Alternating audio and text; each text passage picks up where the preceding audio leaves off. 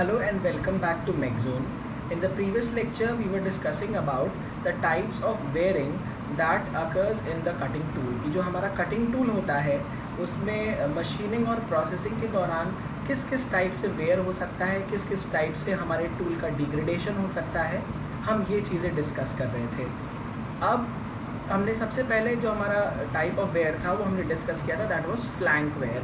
और flank wear was actually occurring on the flank surface. तो हमारा जो फ्लैंक वेयर था वो हमारा फ्लैंक सरफेस पे हो रहा था।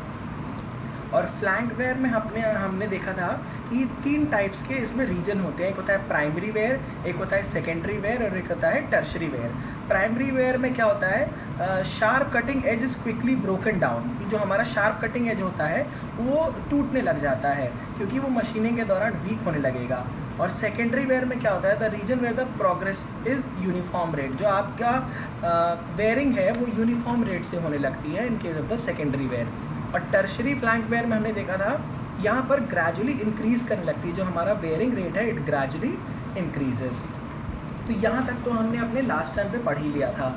Now from this lecture onward we shall be studying about the crater wear. और क्रेटर वेयर को हम लोग रेक वेयर भी कहते हैं because it is occurring on the rake surface. तो जो हमारा क्रेटर वेयर है अगर देखा जाए तो it is very commonly occurring in the ductile materials. और ये तब होगा जब, और आपको पता है कि डक्टाइल मटेरियल्स में कंटिन्यूस चिप्स प्रोड्यूस होंगी। Crater wear occurs on the rake surface. जो हमारा रेक सरफेस है वहाँ पर ही आकर करेगा। अब देखिए जो होगा आपका चिप जो आउटगोइंग जा रही है बाहर निकल के मशीनिंग के दौरान, तो वो चिप जो है हमारी रेक सरफेस से रबिंग होके जाएगी। वो चिप जो है हमारी रेक सरफेस को रगड़ते हुए जाएगी। और ये जो इन दोनों के बीच में रगड़ने का एक्शन होगा between the chip and the rake surface, इससे प्रोड्यूस होगा हमारा वेरी हाई फ्रिक्शन। और इस वेरी हाई फ्रिक्शन के कारण जनरेट होगा वेरी हाई टेम्परेचर। अब वेरी हाई टेम्परेचर पे क्या होता है कि जो हमारा चिप का मतलब जो हमारा टूल, कटिंग टूल का जो मटेरियल है, it starts to diffuse into the chip. वो मॉलिक्यूल बाय मॉलिक्यूल हमारे चिप में डिफ्यूज़ करता जाएगा और चिप के साथ बाहर जाता जाएगा। तो अल्टीमेटली हम ये कह सकते हैं कि जो हमारे टूल का मटेरियल है वो डिग्रेड करता जाएगा in the form of molecular diffusion. वो मॉलिक्यूलर के फॉर्म में, मॉलिक्यूल्स के फॉर्म में डिफ्यूज़ करता जाएगा हमारी चिप में, और हमारी चिप इसी के साथ जैसे जैसे बाहर जाएगी हमारे टूल के मॉलिक्यूल्स को भी लेकर वो बाहर जाती रहेगी। At high speeds crater wear is dominating. मैंने आपको बताया था कि लो स्पीड पे फ्लैंक वेयर डोमिनेट होता है और क्रेटर वेयर इनडोमिनेंट होता है, वेयर एज हाई स्पीड पर हमारा फ्लैंक वेयर इनडोमिनेंट हो जाएगा, वेयर एज जो क्रेटर वेयर है वो प्रीडोमिनेट, वो ज़्यादा तेज़ हो जाता है। For crater wear temperature is the main culprit. मैंने आपको बताया क्योंकि टेम्परेचर बहुत हाई होगा, so there will be a diffusion of the particles और molecules of cutting tool into the outgoing chip. वो आउटगोइंग चिप में डिफ्यूज करते जाएंगे and the tool will be eroded. अब क्रेटर वेयर में देखिए क्या दिखाया गया है कि crater depth exhibits linear increases with time. ये इंक्रीज करेगा लीनियरली टाइम के साथ। मतलब जैसे जैसे हमारा टाइम बढ़ता जाएगा क्रेटर वेयर की जो डेप्थ है जिससे हम लोग अपना क्रेटर वेयर मेजर करते हैं, ये भी हमारा इंक्रीज करता जाएगा। क्रेटर वेयर हैज़ लिटिल और नो इन्फ्लुएंस और कटिंग फोर्सेस। तो देखा जाए तो कटिंग फोर्सेस बहुत ज़्यादा इससे इन्फ्लुएंस नहीं होते, ठीक है। पर ये हमारा डेफिनेटली क्या करता है, जो हमारा कटिंग टूल का टॉलरेंस है या सरफेस फिनिश है उसको भी बहुत ज़्यादा देखा गया है कि इन्फ्लुएंस नहीं कर रहा है, ठीक है। पर इससे जो हमारी strength of the cutting tool is definitely getting reduced. Next जो हमारा है that is notch wear. Notch wear में क्या होता है, जब हमारा जो ट्रेलिंग एज है, ठीक है, ट्रेलिंग एज हमारा जब हमारे वर्कपीस को मशीन करने के बाद छोड़ता है तो उतने रीजन में क्या होने लगता है, बिकॉज ऑफ हाई टेम्परेचर, तो जो हमारी एटमॉस्फेयर ऑक्सीजन है वहाँ पर वो उससे रिएक्ट करने लगते हैं। The oxidation reaction is occurring, ठीक है। और अब्रेशन मतलब घिसड़ना, अडेशन मतलब चिपकना। In the combined effect can contribute to the formation of one or several notches. Notches का फॉर्मेशन किस वजह से हो रहा है, एब्रेशन मतलब rubbing between the chip and the workpiece. The chip और हमारे टूल और चिप और वर्क पीस, सॉरी जो हमारा टूल और वर्क पीस है उसके भी बीच में रबिंग होती है, और जो हमारा चिप है और टूल है उसके भी बीच में रबिंग होती है। और adhesion wear is a combined effect and can contribute to the formation of several notches। ये देखिए हमारा वाई चिपिंग ऑफ और fine cracks developed at the cutting edge. क्यों? क्योंकि अगर हमारा टूल मटेरियल बहुत ब्रिटल है, मतलब बहुत ज़्यादा वीक है, तो उस पर चिपिंग ऑफ होने लगेगा, उसका कटिंग एज जो है हमारा डिग्रेड करने लगेगा। वीक डिज़ाइन ऑफ टूल, जो आपका टूल है उसका डिज़ाइन ही जो है उसी में कुछ कमी रह गई है, इसीलिए वो सही से हमारा डिज़ाइन नहीं हो पाया और वो वीक हो जाएगा। हाई पॉजिटिव रेक एंगल, और मैंने आपको बताया था कि अगर रेक एंगल की वैल्यू आप बढ़ाते हैं उसे जितना ज़्यादा पॉजिटिव करेंगे टूल हमारा शार्प तो होता जाएगा, लेकिन उसका डिसएडवांटेज क्या है, टूल आपका वीक भी होता जाएगा, और वीक हो जाएगा आपका टूल तो टूटने की बहुत ज़्यादा चांसेस हो जाएंगे। As a result of crack that is already in the tool, मान लीजिए कोई ऑलरेडी क्रैक प्रेजेंट होगा तो वहाँ पे स्ट्रेस कॉन्सेंट्रेशन एक्सेसिवली हाई हो जाएगा, और स्ट्रेस कॉन्सेंट्रेशन अगर एक्सेसिवली हाई हो गया तो वहाँ से ब्रेक होना टूल का सबसे पहले शुरू हो जाएगा।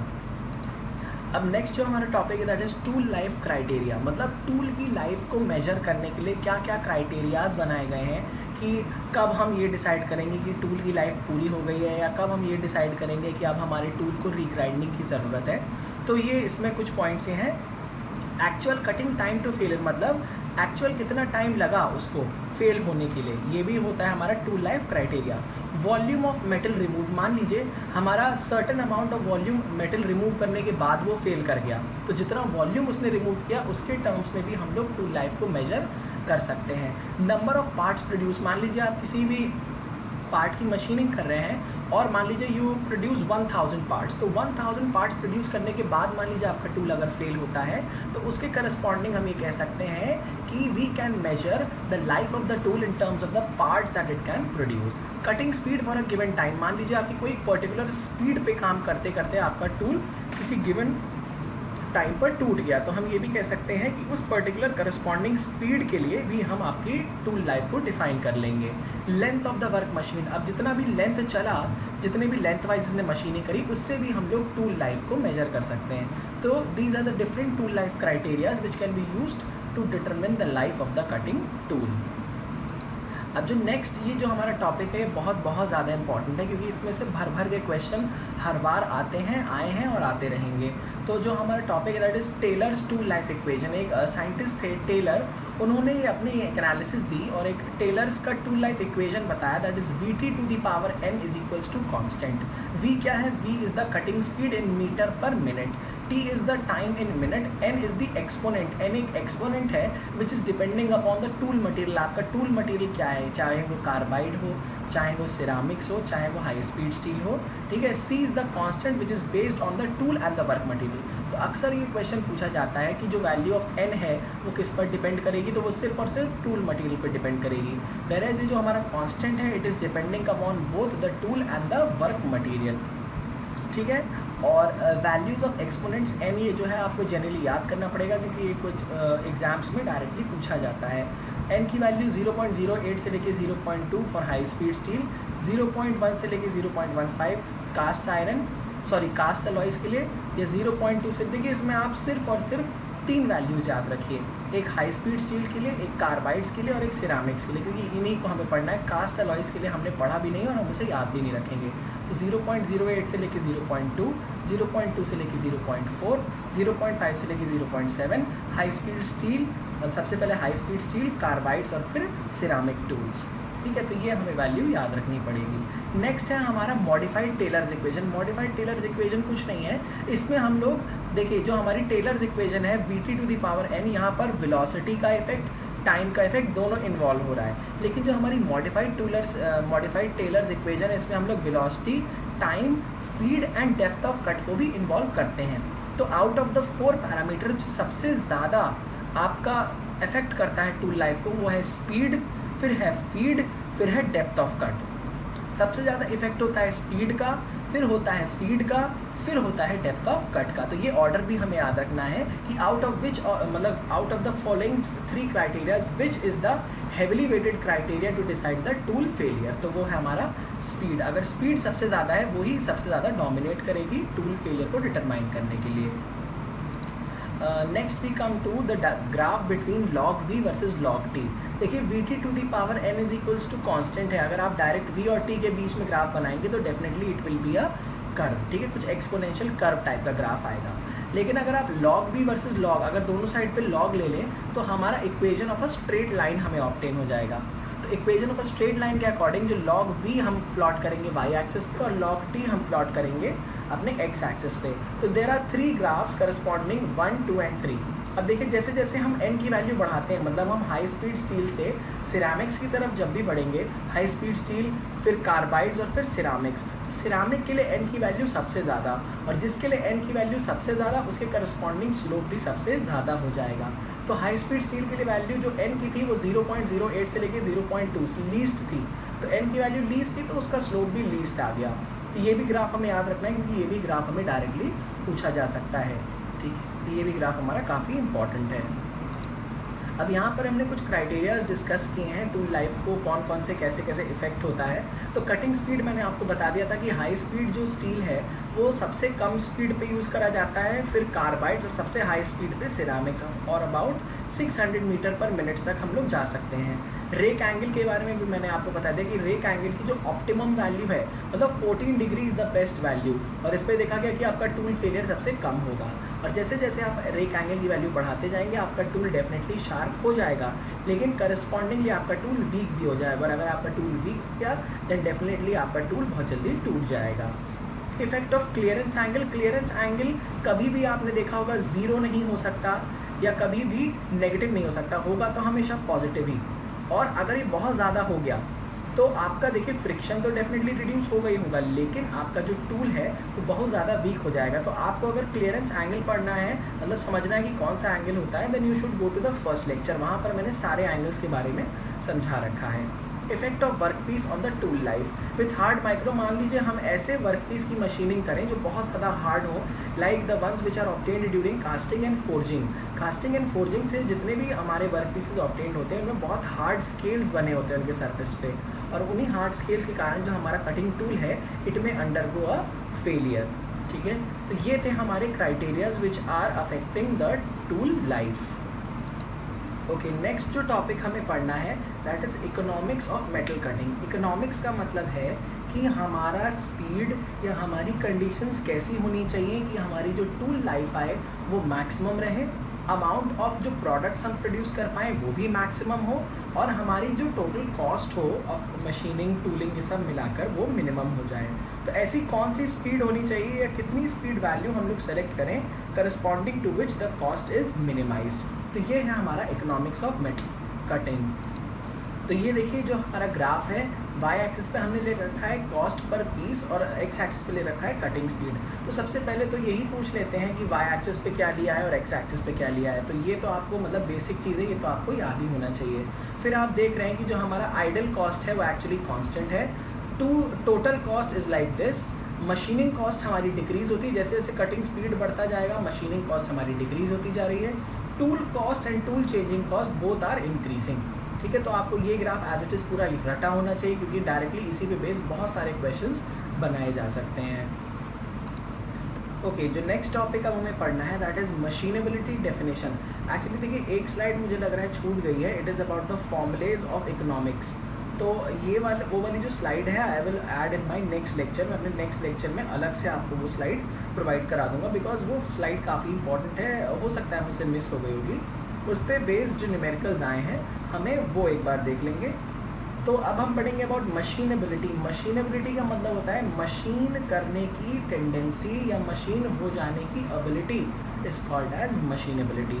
तो सच ईज ऑफ मशीनिंग और machinability characters of any tool work pair is to be judged by tool wear और टूल लाइफ। मतलब ये सब क्राइटेरियाज हैं जिसके कारण हम मशीनेबिलिटी जज कर सकते हैं किसी कटिंग टूल की। Magnitude of the cutting forces, surface finish, magnitude of cutting temperature and chip forms. अब जो नेक्स्ट हमारा ग्राफ है that is effects of clearance angle on the machinability. तो देखिए जैसे जैसे आपकी टूल क्लियरेंस बढ़ता जाएगा आपकी टूल लाइफ बढ़ती गई, लेकिन जब आपका टूल ये जो क्लियरेंस एंगल बहुत ज़्यादा बढ़ जाएगा तो आपका कंपेरेटिवली आपका जो टूल है वो बहुत वीक होता जाएगा। तो वीक होता जाएगा तो आपकी फिर tool life will definitely decrease. तो ये भी ग्राफ हमको याद रखना है कि अगर क्लियरेंस एंगल को बढ़ाएंगे तो टूल लाइफ पे क्या असर होगा। पहला ऑप्शन इंक्रीज़ करेगी, दूसरा ऑप्शन डिक्रीज़ करेगी, तीसरा ऑप्शन पहले इंक्रीज़ करेगी फिर डिक्रीज़ करेगी, चौथा ऑप्शन पहले डिक्रीज़ करेगी फिर इंक्रीज़ करेगी। तो कई सारे ऑप्शन दे सकते हैं आपको कंफ्यूज करने के लिए। तो करेक्ट आंसर क्या है, the tool life will first increase and then it will decrease. जो नेक्स्ट हमारा है दैट इज सरफेस फिनिश। तो जैसा कि देखा गया है कि किसी भी सरफेस को अगर आप माइक्रोस्कोप के अंडर में देखेंगे तो उसके जो टॉप लेयर पे आपको कुछ छोटे छोटे पहाड़ टाइप के स्ट्रक्चर दिखेंगे, that structures are called as surface irregularities. तो कोई भी सरफेस 100% स्मूथ नहीं हो सकता, उसमें कुछ ना कुछ अमाउंट ऑफ हमारा रफनेस ज़रूर होती है। तो ये जो एच मैक्स है, H max is the maximum height of the surface roughness which is equals to F square upon 8r। F क्या है हमारा फीड, आर क्या है हमारा नोज रेडियस। जब ये फॉर्मूला मैंने नोज रेडियस के उसमें भी आपको पढ़ाया था कि अगर हमारा नोज रेडियस को हम बढ़ा देते हैं तो हमारी सरफेस फिनिश घट जाती है, वेयर अगर नोज रेडियस को घटाएंगे तो हमारी सरफेस फिनिश जो है वो बढ़ जाएगी, because surface finish is inversely proportional to the nose radius. और फीड को बढ़ाने से हमारी सरफेस फिनिश क्या हो जाती है, बढ़ जाएगी। ठीक है, मतलब एच मैक्स जो है वो हमारा बढ़ जाएगा। देखिए ये जो एच मैक्स है it is the actual height of the surface roughness, और अगर ये height of the surface roughness बहुत ज़्यादा बढ़ गई तो हमारी रफनेस बढ़ जाएगी। लेकिन हमें क्या चाहिए, रफनेस हमारी कम चाहिए। तो एक्चुअली शायद मैंने आपको थोड़ा उल्टा बता दिया। आर की वैल्यू मतलब नोज रेडियस को अगर आप बहुत ज़्यादा बढ़ा देंगे तो आपका सरफेस रफनेस तो डेफिनेटली कम हो जाएगा, क्योंकि एच मैक्स की वैल्यू क्या हो जाएगी, कम। और हमें एच मैक्स की वैल्यू कम से कम चाहिए होती है, क्योंकि हमें चाहिए कि हमारे सरफेस पे ये रफनेस जो हो कम से कम आ जाए। तो इसलिए हमें आर की वैल्यू हम बढ़ा के रखते हैं। लेकिन अगर आर की वैल्यू हम बहुत ज़्यादा बढ़ा देंगे तो उसके करस्पॉन्डिंग हमारा जो टूल की शार्पनेस है वो कम होती जाएगी, और अगर टूल की शार्पनेस हमारी कम हो गई तो हमारे कटिंग फोर्सेस की रिक्वायरमेंट बहुत ज़्यादा बढ़ जाती है। ठीक है, तो हमें रेडियस ऑफ नोज जो होता है वो हाई रखना पड़ता है ताकि हमारी सरफेस फिनिश जो हो वो मैक्सिमम आ सके और height of the surface roughness जो हो वो करस्पॉन्डिंगली कम हो जाए। Next is the titanium. Titanium की मशीनेबिलिटी की अगर बात करें तो टाइटेनियम बहुत ज़्यादा रिएक्टिव मेटल है, एलिमेंट है, और chips tend to weld to the tool tip leading to the premature tool failure due to edge chipping. इसमें क्या होता है, टेम्परेचर इनकी बहुत ज़्यादा होने के कारण जो हमारी चिप निकलती है वो टाइटेनियम पे चिपकने लग जाती है, और उस पर चिपकने लगती है। और क्योंकि टाइटेनियम की पुअर थर्मल कंडक्टिविटी के कारण हीट बहुत ज़्यादा हो जाती है तो उस पर सब ये वेल्डिंग एक्शन होने लगता है, local welding action takes place, और उसके कारण उसका फेलियर के चांसेस बहुत ज़्यादा बढ़ जाते हैं। Almost all tool materials tend to react chemically with titanium. Titanium के साथ ऑलमोस्ट सारे ही हमारे जो एलिमेंट्स हैं वो रिएक्ट करने लग जाते हैं। ठीक है, और ये हमें देखना है कि टाइटेनियम जो है बहुत ज़्यादा रिएक्टिव है, and the chips tend to weld to the tool. Welding action होने लगता है between the chip and the cutting tool में। तो यहाँ सरफेस रफनेस के कुछ और फॉर्मूले हैं। पीक टू वैली रफनेस मतलब जो हमारी मैक्सिमम हाइट होती है सरफेस रफनेस की वो हो जाती है F. F is the feed tan SC upon cot EC। मैंने तो ऐसे याद किया है, F upon tan SC plus cot EC। SC क्या है, side cutting edge angle, EC क्या है, एंड कटिंग एज एंगल। तो आपको सबसे पहला वाला फॉर्मूला जिस पे मैं हाईलाइट कर रहा हूँ कि आपको ज़रूर याद रखना है, that is F upon tan SC plus cot EC। और प्रैक्टिकल सरफेस रफनेस क्या होती है, H is equal to F square upon 8r या एफ स्क्वायर अपॉन 18√3r। ये दोनों ही आपको याद। RA क्या है, RA is actually the radius. ठीक है, RA हो गया हमारा रफनेस, तो ये भी रफनेस के ही करस्पॉन्डिंग है, एफ स्क्वायर अपॉन 18√3r। आपको एक्चुअली दो फॉर्मूले यहाँ याद होने चाहिए, H is equal to F square upon 8r और tan मतलब H is equal to F upon tan SC plus cot EC। अब कटिंग फ्लूइड्स के बारे में हम ऑलरेडी पढ़ चुके हैं कि हमारे कटिंग फ्लूइड्स का मेन फंक्शन क्या होता है, टेम्परेचर को रिड्यूस करना, ल्यूब्रिकेशन प्रोवाइड करना और फ्रिक्शन को रिड्यूस करना। अगर फ्रिक्शन रिड्यूस हो गया तो हमारा टेम्परेचर भी रिड्यूस हो जाएगा, और अगर टेम्परेचर भी हमारा रिड्यूस हो गया तो हमारे टूल के फेलियर के चांसेस बहुत ज़्यादा कम हो जाएंगे। लेकिन हर मटेरियल के लिए, हर कटिंग टूल के रिस्पेक्ट में या हर वर्क पीस के मटेरियल के रिस्पेक्ट में हर कटिंग फ्लूइड यूज़ नहीं हो सकता। कास्ट आयरन के लिए जनरली हम लोग कोई भी कटिंग फ्लूइड यूज़ नहीं करते हैं लिक्विड फॉर्म में, बट वी यूज़ कंप्रेस्ड और ड्राई एयर, क्योंकि आयरन जो होता है आपका लिक्विड फॉर्म से रिएक्ट कर जाएगा and it will undergo corrosion. इसलिए हम लोग वहाँ पर क्या यूज़ करेंगे, ड्राई और कंप्रेस्ड एयर। ब्रास के लिए भी use mineral oil without EPA। EPA मतलब जो हमारे होते हैं, EPA is the excessive pressure additives होते हैं हमारे, जो हाई प्रेशर पर भी हम यूज़ करते हैं। एल्यूमिनियम के लिए क्या होगा, मशीन्ड और dry kerosene oil mix with mineral oil और soluble oil. Kerosene oil use करते हैं हम लोग एल्यूमिनियम की मशीनिंग के लिए। Stainless steel and heat resistant alloys के लिए हाई परफॉर्मेंस सॉल्युबल ऑयल और neat oil with high concentration with chlorinated EP excessive pressure additives. ठीक है, तो क्लोरिनेटेड मतलब क्लोरीन के साथ एडेड हमारे जो कटिंग फ्लूइड्स हैं they are use for stainless steel and machine. तो आपको ये भी बहुत इंपॉर्टेंट है, ये याद रखना है कि कटिंग फ्लूइड कास्ट आयरन के लिए कोई भी यूज़ नहीं करते, हम लोग यहाँ कंप्रेस्ड और ड्राई एयर यूज़ करते हैं। So with this we come to the end of our machining part 1। हमने मशीनिंग अपना पूरा पढ़ लिया है और इसके साथ हमारा मशीनिंग का जो पोर्शन है वो ख़त्म हो गया है। In the next lecture we shall be starting with rolling, और रोलिंग की एनालिसिस हम लोग करेंगे जिसमें हम लोग different aspects about rolling, types of rolling, what are the forces acting during rolling, और ये सब हम पढ़ेंगे। So thank you and subscribe to our channel, और अपने वैल्यूबल फीडबैक्स हमें देते रहिए। आप लोग की तरफ से काफ़ी अच्छे फीडबैक्स हमें मिल रहे हैं और उसी के कारण हम लोग ने अपने जो वीडियो बनाने की और अपलोड करने की फ्रीक्वेंसी वो काफ़ी तेज़ कर दी है। एंड वी आर होपिंग कि by the end of November we will be uploading all the technical and the non technical lectures for the students of mechanical engineering. और नॉन टेक वाला हमारा थोड़ा सा देर हो सकता है, लाइक दिसंबर या दिसंबर तक पूरा चला जाएगा हमारा, ठीक है। जनवरी फर्स्ट वीक या सेकेंड वीक तक कंप्लीट हो पाएगा, और टेक्निकल हम लोग पहले ही कंप्लीट कर देंगे।